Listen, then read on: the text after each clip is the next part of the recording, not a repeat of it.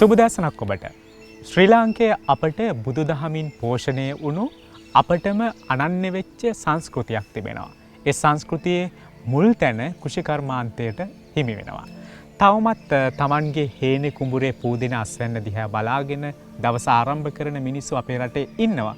මේ කෘෂිකර්මාන්තය අද දවස වෙද්දී කොයි විදිහේ වැදගත්කමක් දක්වනවද, කොහොමද දහම අනුව එය පවත්වා ගන්න කියන කාරණාව අද මනුසත්තරණෙන් කතා කරන්න අප සූදානම්.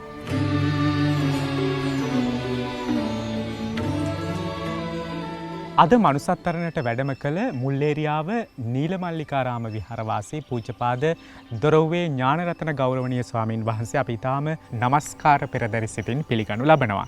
අපි හඳුනන්නේ අපි කෘෂිකර්මාන්තය පිළිබඳව කතා බහ කරන්න කලින් බුදුන් වහන්සේ පරිසරය පිළිබඳව උගන්වන මහා පාඩම් මාලාව නැත්නම් පරිසරය පිළිබඳ බුදුන් වහන්සේ ගැන්වීම පිළිබඳ ප්‍රවේශයක් ලබා ගමු. හැමෝටම සම්මා සම්බුදු සරණ ප්‍රාර්ථනා කරනවා. අපිට මේ ලෝකේ පහළ වෙච්ච එකම ශාස්ත්‍රෝලයාණු තමයි මේ පරිසරය මුල් කරගෙන පහළ වෙච්ච ශාස්ත්‍රෝලයා බුදුහාමුදුරුවෝ. මොකද තථාගත බුදුහාමුදුරුවන්ගේ චරිතය ගත්තාම බෝසතාණන් ඉපදුනේ ගසක් මුල. බෝසතාණන් වහන්සේ උතුම් බුදු පදවිය ලැබුවේ ගසක් ඇසුරු කරගෙන. පින්නුවම් පෑවේ ගසක් ඇසුරු කරගෙන. එතකොට මේ ලෝකේ කිසිම ශාස්ත්‍රෝලයක් නැහැ පරිසරයේ ඉච්ඡර බද්ධ වෙච්ච කෙනෙක්. ඒ නිසා බුදුහාමුදුරුවෝ දැන් අපි විනය ශික්ෂාපදවල පවා තියෙනවා. දැන් මේ ගහක අත්තක් කෙඩීම පවා කරීම භික්ෂුවකට ඒක ඇවතක් හැටියට. ඒ කියන්නේ ඒ තරම් මේ පරිසරයට බද්ධ වූ ජීවන රටාවක් තමයි භික්ෂුවට බුදුහාමුදුරුවෝ අනුදැන වදාළේ. එතකොට ඒක බෞද්ධ නෙමෙයි, මේ ලෝකේ ඔක්කොම මේ පරිසරය සංරක්ෂණය ගැන ලෝකේ අපි කතා කරනවානේ. එතකොට ලෝකේ පරිසරය ගැන, පරිසරයේ වටිනාකම, ඒකේ තියෙන අගනාකම්, ඒක නිසා ජීවිතේ කොච්චර මෙහවා ගන්න පුළුවන්ද ශක්තිමත්ව කියන එක ලෝකෙට ඉගෙනුව ශ්‍රේෂ්ඨ උත්තමයාණන් තමයි බුදුහාමුදුරුවෝ. ඉතින් ඒකට බණ පොතේ ගොඩාක් ඔය රුක්ක ධම්ම ජාතකයේ කතා පුවත්වල ගොඩක් තොරතුරු සඳහන් වෙනවා. නමුත් අපිට එච්චර කාලයත් එක්ක එච්චර දෙයකට අපිට යන්න බැරි වුණත් අපි දැන් බුදුහාමුදුරුවන්ගේ අපි යම් ප්‍රවේශයක් ගත්තාම අපිට දැනෙන දෙයක් තමයි බුදුහාමුදුරුවෝ හැමදාම දැන් ඔය බුදුහාමුදුරුවෝ දැන් විශ්වුන්ට වැඩ හිටින්න පුළුවන් තැන් විදිහට වදා තැන් වලක් තියෙනවා.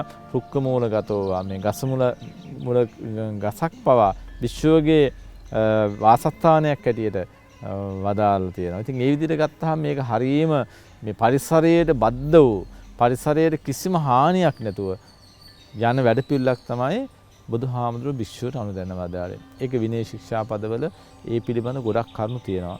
දැන් අපිට එච්චර දුර නෙමෙයි අපි මේ කෙටියෙන් ගත්තොත් එහෙම.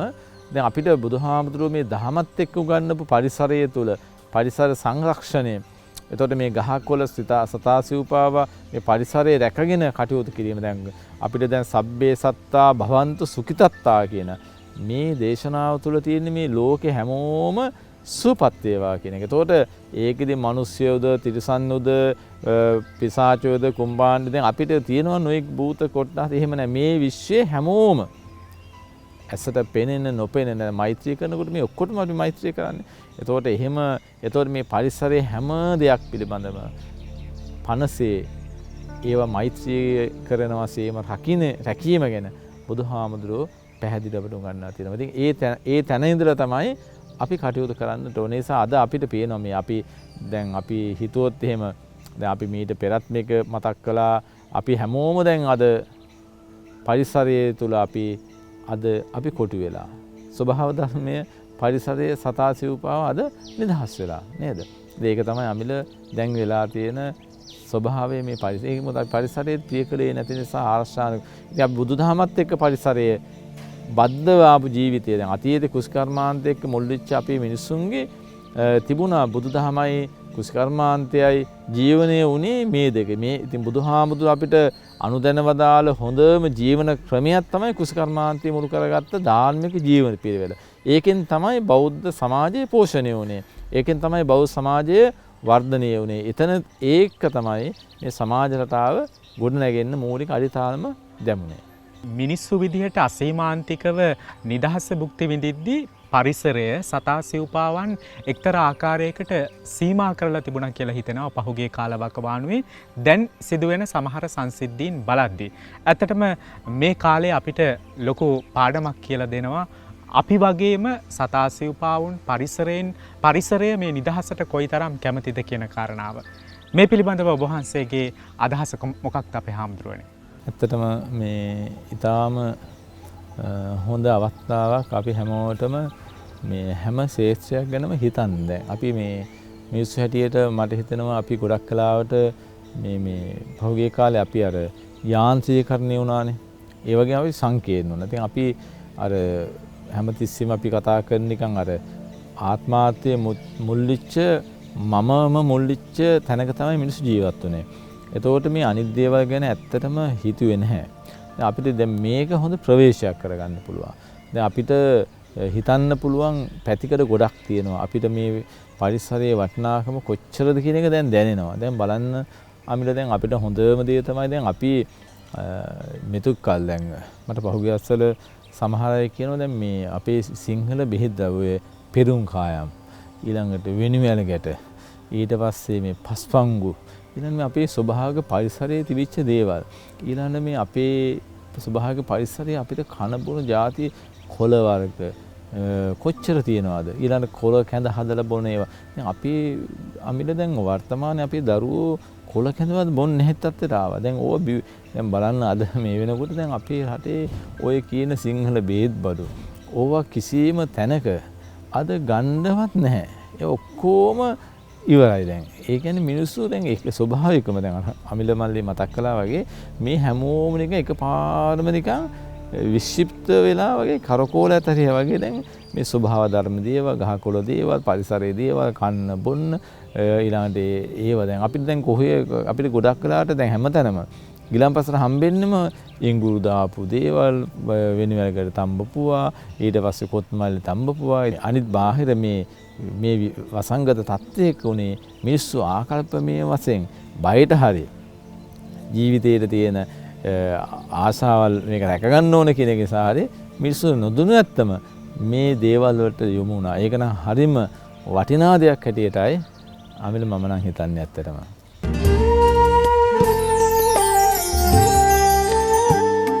බුදුදහම නිසා පෝෂණය වෙච්ච අපේම කෘෂි සංස්කෘතියක් අපිට තිබුණ අපේ හාමුදුරුවනේ. ඒ නිසා අපේ සමාජ පසුබිම් අපේ පවුල් සංස්ථා තුළ ඉතාම හොඳ වටිනාකම් ඇති වුණා.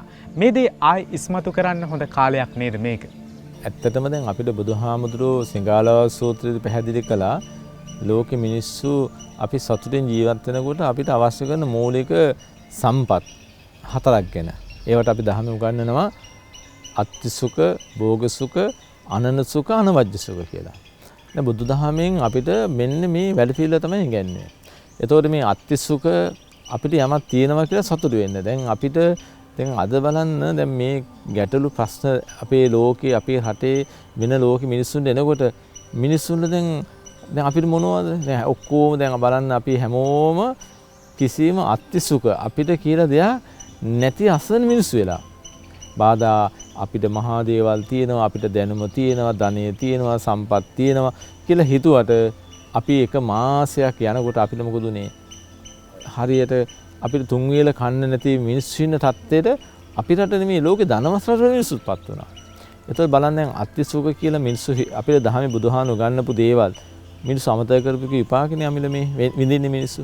ඊළඟට භෝග සුඛ කියලා කියන්නේ අපිට භවභෝග මේ ඒව ගැන මේ බුදුහාම පැහැදිලි කරේ. ඉතින් කුස්කර්මාන්ත ජීවිතය තුළ අපිට අවශ්‍ය කරන භෝග ටික අපි වවා ගත්තා නම් අපිට පරිසරයේ තිබුණා නම් අද බලන්න අපේ රටේ අමිල දැන් මෙතනින් එළියට බහැලා අපි බලන්න අපි මේ රටේ යනකොට අපිට පේනවා අපේ රටේ කොච්චර හොඳ මෙච්චර හොඳ පසක් තියෙන මෙච්චර හොඳ භූමියක් තියෙන මෙච්චර හොඳ පරිසරයක් තියෙන මේ පොහොර තියෙන මේ පසේ නිකන් කැලෑ වෙවිලා කොච්චර නිකන් අපත යනවද මිනිස්සුන්ට මඤ්ඤොක්ක ගහක් හිටවන්න බෑද බතල වැලක් හිටවන්න බෑද මිරිස්ටයක් හිටවග මේවට අමුතුවෙන් මහන්සි වෙන නිකන් හැදෙන දේවල්. එතකොට මේ දේවල් වලින් මිනිස්සුට පෝෂණය වෙන්න තරම් මිනිස්සු ඒවා කරේ නැහැ. ඉතින් ඒ පැත්තෙන් දැන් එතකොට අතීතයේ මිනිස්සු එහෙම නෙමෙයි බුදුදහමේ අර බුදුහාමුදුරුවෝ උගන්වපු සංකල්පයක මිනිස්සුන් තිබුණා. අපි මේ මොනවා හරි දෙයක් අපි අනුන්ට ණය නැතිව ජීවත් වෙන්න ඕනේ. ඉතින් අනනසුක කියන්නේ ණය නැතිකමනේ. දැන් අද මිනිස්සු අපි ඔක්කොම අමිල හිතන්නේ කොහෙන්ද ලෝන් එකක් ගන්න, කොහෙන්ද ණයක් ගන්න, කොහෙන්ද අපිට කන්න ටික හම්බෙන්නේ කියලා අපි මේ කට ඇරගෙන බලා ඉන්නවා කවුරු හරි අපිට ගෙනල්ලා දෙනකම්. අපි ඒ තරම් කම්මැලි, ඊටාම නරකම හටවැසි බවට පත් වෙලා තියෙනවා. ඉතින් අනුන්ගෙන් කන්නනේ ඔක්කොම බලාගෙන ඉන්නේ. ඒතර අපි වවා ගත්තා නම් අපි වැටෙන්නේ නැහැ. අපි සෝම් පෝෂිත වෙනවනේ. ඒතර අපි මේ දේවල් අපේ රටේ අපි ඇති කරගත්තේ නැහැ මිනිස්සු හැටියට. ඒව ගැන කල්පනා කරන හැබැයි දැන් අමිල මම අර හැමතිස්සෙම කියනවා මේ කොරෝනා වසංගතය අපිට වෙස්වලාගත් ආශිර්වාදයක්. ඒ ආශිර්වාදයක් කරගන්න වෙන්නේ මිනිස්සුන් දැන් අවස්ථාව තියෙනවා. අපිට නෑ, අපිට බෑ, අපිට අමාරුයි කියන්න ඕනේ නැහැනේ. දැන් අපිට මේ බැයිද ගෙවල් වල හැමෝටම අවශ්‍ය දේවල් වවා ගන්න.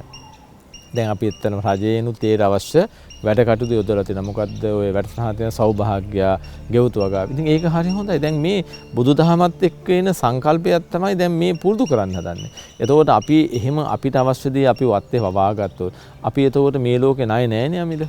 අපි ණය නැති මිනිස්සු වෙනෝනේ. අපි ණය අරන් තියෙන්නේ මොකටද? ජීවිතේ වැඩිම ණය අරන් තියෙන මිනිස්සු අධික ලෙස මේ කෑම බීම වෙන දේවල් වලටනේ අපේ ජීවිතේ අර කර්ණීය සූත්‍රයේ තියෙන සල්ල උකෝත්ති සැහැල්ලු බව කියන බව සරල බව අපෙන් නැති වුණ නිසා මිනිස්සුන්ට මේ ඔක්කොම ගැල්ලුවනේ. සරල බව නැතිකම. ඉතින් ඒක ඊට අවශ්‍ය වැඩපිළිවෙල බුදුදහමේ මේ කාරණා තුල බුදුහාඳුරෝ හොඳට මැනමින් ගන්නවා. ඉතින් අපිට සතුටුමත් ජීවිතේ කරදරයක් නැතුව අනුන්ට යටපත් වෙන්නේ නැතුව අනුන් මැත්තේ නැහින් නැතුව අපිටම කියලා අභිමානවත්ව ජීවත් වෙන්න. දැන් අපි හැමෝම දැන් මේ වැඩසටහන් නරඹන හැමෝම හිතර ගන්න ඕනේ මම කාටවත් ණය නැති, මම කාටවත් බරක් නැති, මම නැගී හිටින කෙනෙක්, හොඳ මිනිස්සෙක්, මම හොඳ රටවැසියෙක් කියන ඒ අභිමානය ඇති කරගන්න. ඉතින් ඒ අභිමානිය ඇති කරගන්න අමිල අපිට මේ ලැබුණ හොඳ අවස්ථාවක්. ඒ අභිමානවත් ඒ අභිමානිය ඇති කරගන්නේ වැඩි දේවල් වලින් නෙමෙයි අර බුදුදහමේ අපිට උගන්වපු සංකල්ප තුල ඉඳගෙන. දැන් අපි ඒ කරුණු පැහැදිලි කළානේ. එතකොට අපි හොඳ මට යමක් තියෙනවා කියලා සතුටු වෙන්න. ඉතින් අපිට මිනිස්සුන්ට සතුටු වෙන්න මට මොනවද තියෙන්නේ? එක්ක අපිට බාහිර වශයෙන් දේවල් තියෙන්න ඕනේ, එක්ක අධ්‍යාත්මික වශයෙන් තියෙන්න ඕනේ. දැන් බුදුදහමේ අපිට උගන්වනවා අමිල මිනිස්සුන්ට සැප දෙකක් ගැන. ඒ සැප දෙකේදී එකක් තමයි බුදුහාඳුර ගන්නවා සාමිස සැප කියලා. සාමිස සැප කියන්නේ මිනිස්සු සතුටු වෙනවා අපිට සාමිස සැප කිව්වහම පංචේන්ද්‍රියන් මුල් කරගෙන අපි ලබන දේවල්. එතකොට ඇස කන නාසය දිව ශරීරය මේ පංචේන්ද්‍රියන් මුල් කරගෙන අපි යම් දෙයක් ලබනවාද ඒ දේවල් නිසා අපි සතුටු වෙනවා. ඒ සතුට සාමිස සැප. බුදුහාඳුරේ සාමිස සැප කියන එක ඉගැන්වුවේ ඒක తాවකාලිකයි. දැන් අපි මේ පංචේන්ද්‍රියන් මුල් කරගෙන මේ ලබන විශ්වයේ හැම සතුටක්ම අමිල හැමතිස්සෙම මොකක් මුල් කරන් තියෙන්නේ? වෙනස් වීම මුල් කරගෙන ඒවා తాවකාලිකයි. අද අපි සැප කියපු දේ හෙට දුකයි. අද අපි සැප කියපු දේ හෙට අපේ විනාශයට හේතු වෙලා. එහෙමනේ දැන් මේ වසංගතයක බලන්න අපි මිනිස්සු සැප කියලා ලෝකේ මේ පංචස්කන්ධය පෝෂණය කරන්න මේක පවත්වාගෙන යන්න අනවශ්‍ය විදිහේ තාක්ෂණික විදිහේ ඥාන වෙනස් කරමින් නොඑක් ආහාර නොඑක් දේවල් නිපදවීම තුළ මොකද උනේ? මිනිස්සුන්ගේ ඒ ආශාවන් තෘප්තිමත් කිරීම අනවශ්‍ය විදිහට ගියේ ඒකේ ප්‍රතිඵල නිසා තමයි අද මේ ඔක්කොම දුක් වල හේතුව. ඒතර බුදුහාමුදුරුවෝ අපිට පැහැදිලිව පෙන්වුවා. එතකොට සාමිස සුඛ කියන తాවකාලික. ඒතකොට මිනිස්සුන්ට මොනවද ලෝකේ තියෙන සතුට දැන්? ඒතකොට දැන් මේ නරඹන අසනයි හිතයිනේ දැන් ආවේද මොනවද ඒතකොට අපිට දැන් සතුට වෙන දෙයක් නැද්ද කියලා තියෙනවා. ඒක තමයි සාමිස සැප. ඒකට අපි කියනවා ඒ සාමිස සැප නැතු වුනහම ඊළඟ සැප නිරාමිස. නිරාමිස සැප තියෙනවා. ඒ නිරාමිස සැප තමයි මේ ලෝකේ අපි ඇති කරගන්න. ඒතකොට මේ නිරාමිස සැප ඇති වෙන්නේ මොනවද? හොඳ දේවල් තුළින්. ඔබ අන් කෙනෙකුට හානියක් නොකර, අන් කෙනෙකුට දුකක් නොදී, අන් කෙනෙකුට පීඩාවක් නොදී අපි ඇති කරගන්න සතුට හොඳ දේවල් තමයි නිරාමිස සතුට. ඉතින් අපි මේ නිරාමිස සතුට කරා යන මිනිස්සු බවට පත් වෙන්නට දැන්වත් උත්සාහ කරන්නට ඕන නේද?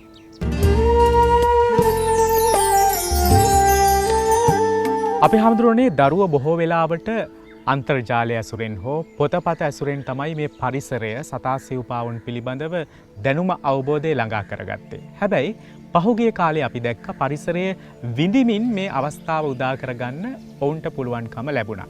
මේ නේද අනාගතයේත් සිදුවිය යුත්තේ.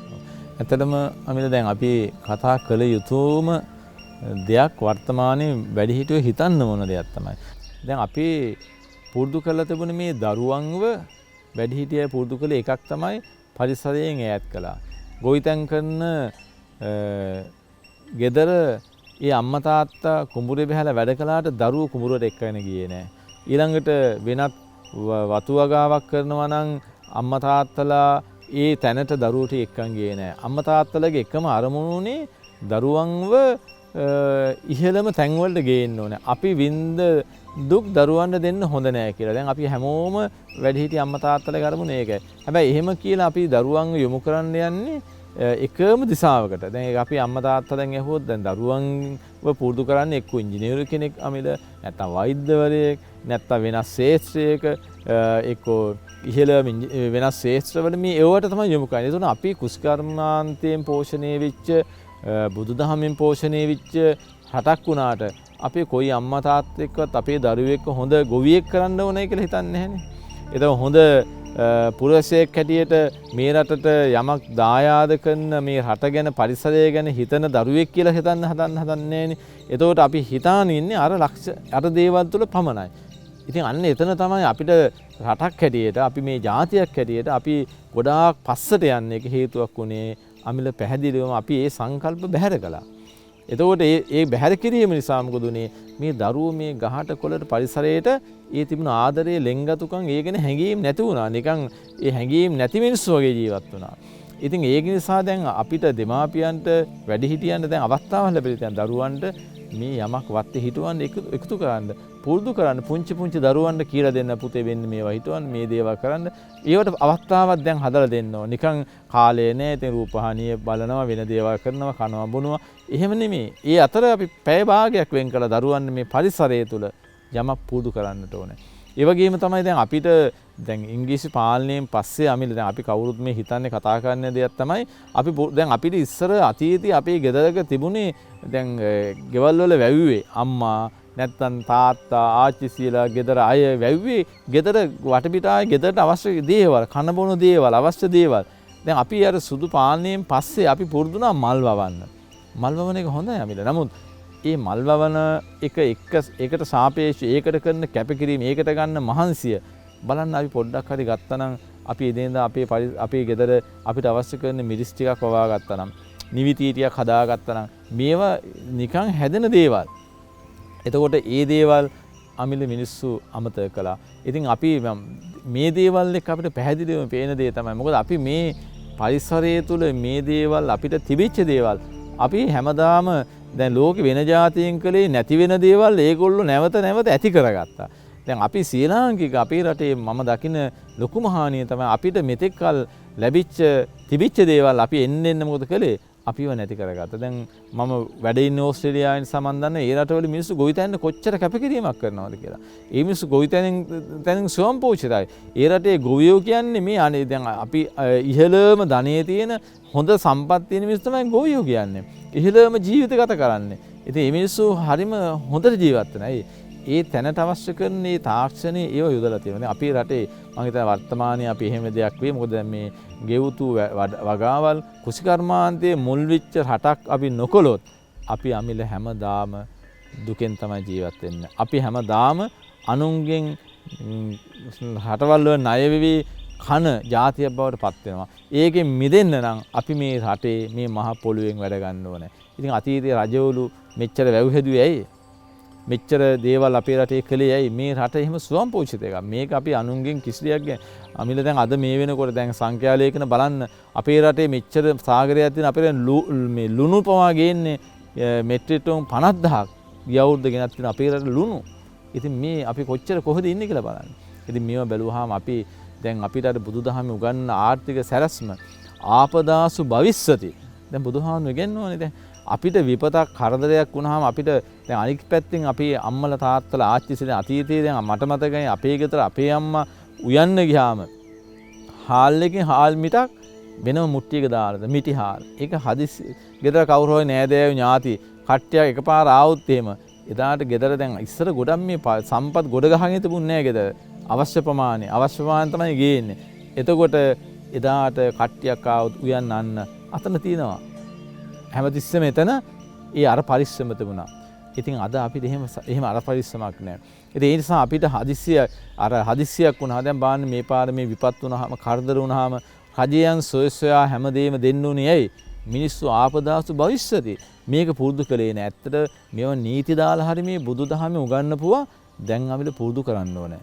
දැන් අපි මේ වත්මන් ජනාධිපතිතුමාට මේ දේවල් කරන්න වෙනවා නීති දාලා හරි. මොකද මේ නැත්තම් මේ රට අපිට මෙච්චර සම්පත් තියෙන හොඳට ඉන්න තියෙන සතුටෙන් ඉන්න තියෙන ආධ්‍යාත්මයෙන් ජීවත් වෙන්න තියෙන ලෝකේ සුන්දරම රට. දැන් අද ලෝකේ කිසිම කතාවක් නැහැ. අද ලෝකේ හැම කෙනෙම දැන් ඕස්ට්‍රේලියාවේ ඉන්න අය ඔක්කොම කියන්නේ අනේ හාමුදුරුවෝ මෙහෙට වැඩිය කොච්චර ලංකාව හොඳයි. දැන් ලංකාවට බැන ලංකාවට දොස් කිය ගියේ මිනිස්සු දැන් ලංකාවට එන්න නඟනවා. දැන් මේ අපි දන්න මේ නම් වශයෙන් කියන්න හොඳ නැහැ. මේ විශාල දැනුගත් මිනිස්සෙක්. එයාගේ දරුවෝ දෙන්නේ ඇමරිකාවේ. එයා සටහන් දාලා තිබුණා එයාගේ දරුවෝ ආයේ මේ මව්බිමේ බැරි වෙලාවත් ගේන්නේ නැහැ කියලා.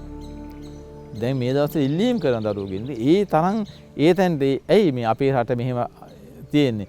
මේ ලෝකේ තියෙන සුන්දරම රට මම ලෝකේ රටවල් 42ක 46ක මේ විතර මේ දවස් සංචාරය කරලා තියෙනවා, වැඩම කරලා තියෙනවා. නමුත් හැබැයි අපේ මව්බිම වගේ මේ වගේ සුන්දර රටක් ලෝකේ කොහෙවත්ම තාම දැකලා නැහැ. ඉතින් අමිල ඒක නිසායි අපි මේ විශ්වයක් හැටියට මේ කාරණේදී මෙච්චර මේ කරුණු මේ දවස්වල ගොඩ අය ගෙවල් වල ඉන්න නිසා අපි වැඩිහිටියයි මව් දෙමව්පියෝ දුව පුතාලා මේවා ගැන වැඩියෙන් හිතන්නට ඕන. ඒ නිසා ඒ අයට යමක් පුරුදු කරන්න විශේෂයෙන් වැඩිහිටිය අය හිතර ගන්නම අවශ්‍ය වෙනවා. අද මනුසත්තරණට වැඩම කළ මුල්ලේරියාව නීලමල්ලිකාරාම විහාරවාසී පූජ්‍යපාද දොරව්වේ ඥානරතන ස්වාමින් වහන්සේට අපේ ගෞරව පෙරදරි ස්තුතිය පිරිනමනවා. අද දවසේ අපිට පුළුවන්කම ලැබුණා ශ්‍රී ලාංකේය අපට අනන්‍ය වෙච්ච කෘෂි සංස්කෘතිය ඉදිරියට පවත්වගෙන යන්න, දහම අනුව ඒ පවත්වගෙන යන්නේ කොහොමද කියන කාරණාව පිළිබඳව කතා බහ කරන්න. මෙවැනිම තේමාවක් ඔස්සේ එළඹෙන සතියේදීත් මනුසත්තරණ දියත් කරන්නට බලාපොරොත්තු වෙනවා. අදට සමුගන්නවා. ඔබට තෙරුවන් සරණයි.